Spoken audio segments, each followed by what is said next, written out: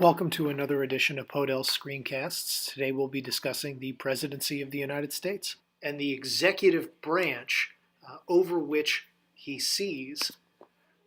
It's important first to understand the powers of the President. They are enumerated in Article 2 of the Constitution.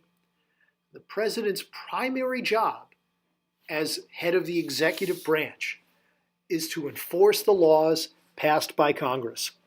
So the executive branch's primary duty is law enforcement. Okay? The president controls the executive branch. Pursuant to the law enforcement function, the president issues or exercises what we call a negative or a veto over those laws. The president, after a law is passed by both houses of Congress, can either sign the law or sign the bill into law or can veto it, sending it back to the Congress for revisions. The president informally, this is extra constitutionally, is what we call the chief of party. Remember, the political parties are not a constitutional set of beasts. They're rather something that we injected thereafter. So the president's recognized as the chief of party, heads the political party to which he or she belongs. The president does have a constitutional prerogative to negotiate treaties with foreign governments and receive ambassadors. Those treaties, however, need to be ratified by 2/3 of the Senate. The president is commander-in-chief of the armed forces. Once Congress has made the declaration of war, the president is charged with going out and winning it and making strategic decisions. Here's another extra constitutional power of the president, something we call emergency powers. Every president has really asserted that they have them. We've never really defined them adequately. They just kind of exist. So in times of war, the president may be more muscular in his or her exercise of their executive powers. The president does have the power to constitutionally grant reprieves or pardons, to commute the sentence of criminals, or to expunge their record. The president nominates and appoints federal judges, including Supreme Court justices, ambassadors, and other federal officers with the advice and consent of the Senate. In this case, due to recent developments, only a strict majority, 51 upvotes, is required for pushing through these nominations. It used to be informally that 2/3 was required. Now the formal requirement is only an up or down vote. The president makes what we call recess appointments. If Congress is not in session, the president may appoint to executive appointments someone that he or she sees fit for a duration of a singular year. The president has the power to call Congress into session. This is usually done when the president compels Congress to meet to declare war. The president is charged with delivering a State of the Union to Congress. What began from Washington as a simple written statement to the Congress annually, apprising them of the State of the Union, now has become a large media event. The president also has something that we refer to as executive privilege. Executive privilege. And by this, we mean something akin to what you and I have with doctor-patient privilege or attorney-client privilege with our lawyer. There are certain relationships, a spousal privilege, right? Certain relationships that are deemed as more sacrosanct than government's ability to oversee them. The executive privilege, the logic here is that the president should have, when exercising his or her awesome powers, candid advice. And if the president's advisors believe that their advice will come under legal scrutiny, then they are less likely to be candid or truthful. So the president is granted executive privilege. Those communications with their advisors are considered to be beyond the reach of the law. Now, how does one become president? Well, president must first, as a precondition or set of preconditions, be 35 years of age, be a resident of the United States for 14 years, and must be a natural-born citizen of the United States. Okay?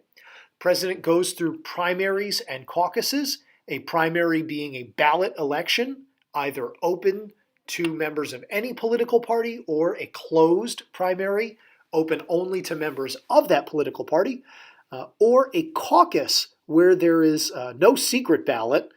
There are public declarations of intention. Okay? Then there are national conventions where the president selects a running mate, a vice president, who will help advise them and also would serve as president in their stead should they be incapable.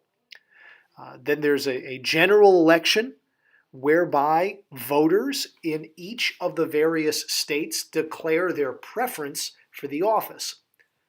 At that point, the Electoral College comes into play. Each state is awarded electors based on the number of representatives to the House plus the number of senators that that state has in Congress. The fewest that a state may have is 3 electors for 1 representative and 2 senators, right?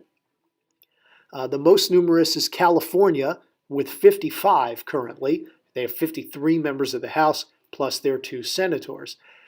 Washington, D.C. also has 3 electors for themselves. You must win, as an aspirant to the office, a majority outright of these electors, or the election goes to the House of Representatives. So it's 270 electoral votes necessary to become President of the United States. Now, proponents of the Electoral College claim that this system can reduce the impact of fraud and ensure a role for smaller states in selecting the president. However, opponents claim that this additional layer between the popular vote and the electoral result of appointing the President of the United States claims that it subverts the will of the people and gives smaller states a disproportionate role numerically in the selection of the President. The nature of the office. Our President is a unitary executive or a unipolar executive. It's outlined in Federalist Paper number 70 by Alexander Hamilton. Not only do we have one president, but the theory goes deeper than that. Because the Constitution in Article 2 expressly vests the executive power in one person, the president is thought to have complete control of the executive branch. This stands in contradistinction to what we would call a plural executive, where there is either multiple presidents or, as in Pennsylvania, a situation where other executive officers like the Attorney General are elected by the people. In Pennsylvania, we vote not only for the governor and the lieutenant governor, but for the Attorney General. So Pennsylvania has what we would call a plural executive arrangement. Many states do. Now, we talked for a brief moment ago in outlining the powers of the presidency about the power of the veto. The president has the express power to reject legislation and return it to Congress for amendments. However, there's an important proviso to this. The president is bound by the Constitution to veto or approve legislation in its totality. So the president can check the power of the Congress to legislate, but only with a strict, complete categorical yes or no. The president may not strike certain provisions of the law. Something else to keep in mind is that the president, when receiving pieces of legislation, has a ticking time clock. The president must, within 10 days, excluding Sundays, either sign the law or the bill into law or veto it outright. If the president does nothing and Congress is in session, the bill becomes a law through their inaction. However, if Congress is not in session at that point in time, then the bill is vetoed. This is what we would call a pocket veto. Now, the president does not have the authority, as we mentioned a moment ago, to strike particular provisions of a bill, but there are some governors in some of the various states, as well as some executives in various organizations that have what we would call a line item veto, where the president, where the executive could adopt certain portions of proposed legislation and reject others. Remember, the president does not have, under the Constitution, the ability to line item veto, but there are some governors in various states, such as Arkansas, that do have this authority. What presidents do have the authority to do, however, is issue what we call executive orders. When a president issues an executive order, what they are doing is issuing instructions pursuant to their responsibility to enforce the law.